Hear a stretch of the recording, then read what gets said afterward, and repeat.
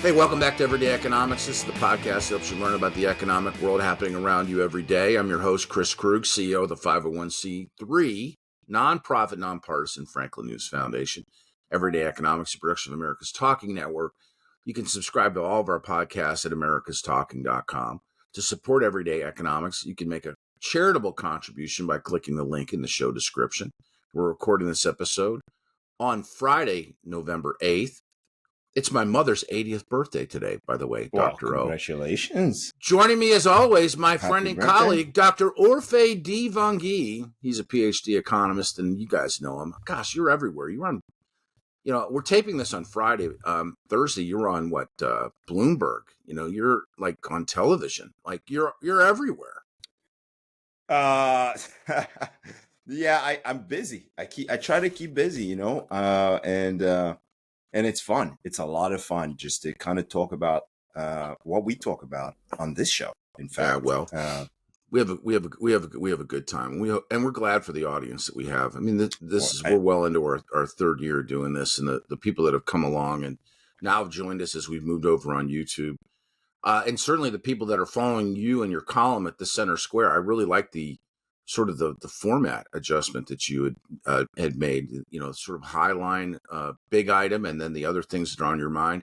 This is the show. This is the episode from a genre standpoint where we take a look at the week ahead, but there's significant news that's come along. One, Donald Trump has been elected president of the United States. He'll be inaugurated in January.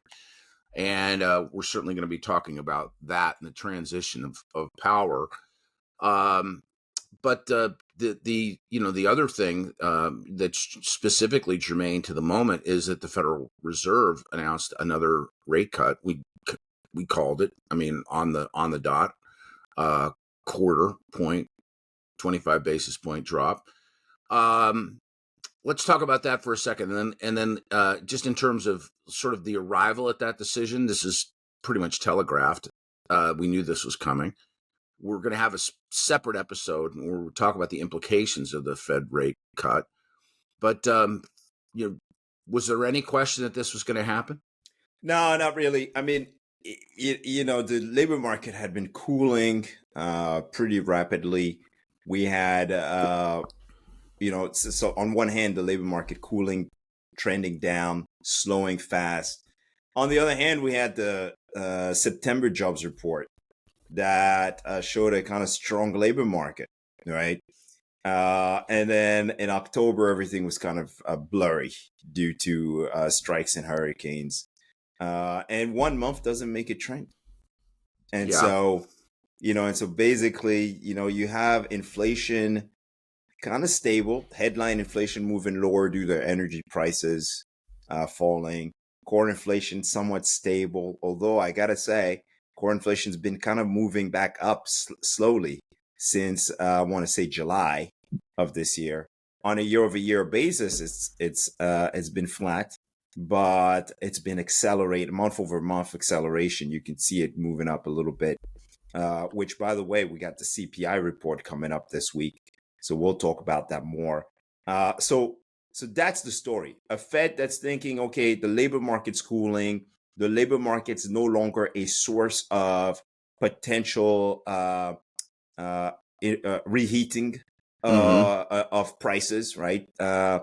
Inflation expectations are well anchored. And so no reason to not continue on the path of normalizing policy, meaning bringing the Fed funds rate down to neutral, to a level that's neither going to stimulate or restrict the U.S. economy. Here's what I told Bloomberg yesterday. What I said was, look, if you're wondering whether or not Fed policy is restrictive and cooling the U.S. economy, think about it this way. You ask any worker outside of government and healthcare in the United States today, and most of them are likely not going to be able to go ask for a raise this year, and likely not going to quit their jobs because they think there's a better opportunity elsewhere, right? The labor market has cooled tremendously. Quits are down. Job openings are down, even looser than it was before the pandemic. Okay, so we've had a big slowdown in hiring, and so that's restrictive. Mm-hmm. Mobility is near a standstill in the labor market. We've Yep. also seen it in the housing market. So you have an economy that's really been cooling fast. The momentum is negative, and that's why the Fed had to continue with another rate cut Mm-hmm. this past week. Basically, keep the economy humming, and to do that, we have to make policy a little bit less restrictive. Yeah. And I'll tell you, it's interesting. Like you could look at the statistics, or you could take a walk around any big city and just have your eyes open, paying attention. Which, I mean, I live outside of Chicago. That's just generally a good idea. Period. Keep your eyes open and your head on a swivel. Yeah. One thing I noticed, though, I wanted yeah. to share. This is where I'm going with this, just real quick. One thing I noticed is the parking garages that I use when I do go into the Right. city of Chicago. They are full. They're close to capacity. The return to work, that sort of stalemate between what was allowed Bargaining during power has shifted. COVID. Parking Bargaining lots are a lot more densely packed. That's now. right. Employers are requiring employees to come back to the office. That's happening. So again, but that's not to diminish, or at least to cancel the fact that the economy is still on pretty solid ground, right? The economy is in a good place. However, it's cooling rapidly. And so in order to prevent it from falling off the cliff, right? Yes. The Fed has to make the adjustments. Why do I say the economy is in a good place? With inflation coming down, the household budgets have improved. Financial conditions of households have improved. The financial conditions of businesses has improved. Retail sales have continuously surprised on the upside. We're going to get another retail sales report this week. Right. Right. So really, the household has been supported by, and businesses have been supported by the rapid adjustment that has taken place from first inflation coming down. But why has inflation come down so much?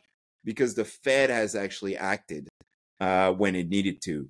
And so that all of that is helping support households and businesses. And the economy is fine on the level, right? High share of people, of prime age workers in a job. Layoffs remain low. So the economy is in a good place, but moving, slowing fast, right? Momentum being negative means the Fed has to act to prevent it from deteriorating. And I think the moves have been pretty good. Now, of course, the Fed chair is a little bit worried going forward because, a clean sweep in terms of the election just adds another layer of uncertainty. Yes. Right. And that's really it. Right. So Wall Street tends to like a split Congress because nothing goes anywhere. Right. No surprises. When you have a clean sweep, surprises can be coming from left and right all over the place without any resistance. Any idea becomes law, especially in the first 100 days. Right. Oh, yeah. Right. And so that, I think, adds an extra layer of uncertainty in terms of fiscal deficits, spending, policy changes that could potentially be inflationary. So just quick reset, things to look forward next week. First of all, happy Veterans Day to all of our veterans on Monday. If your company's giving you the day off, have an absolutely terrific day off. And don't forget the people that made that possible for us. Yeah, that's right. CPI coming out next week, PPI coming out next week. We're going to get jobless claims. We'll have plenty more to talk about next week when we get back together, but we're going to call it to an end right there. For Dr. Orphe Divounguy, this has been Chris Krug. Subscribe to Everyday Economics and dozens of other high-quality podcasts at americastalking.com.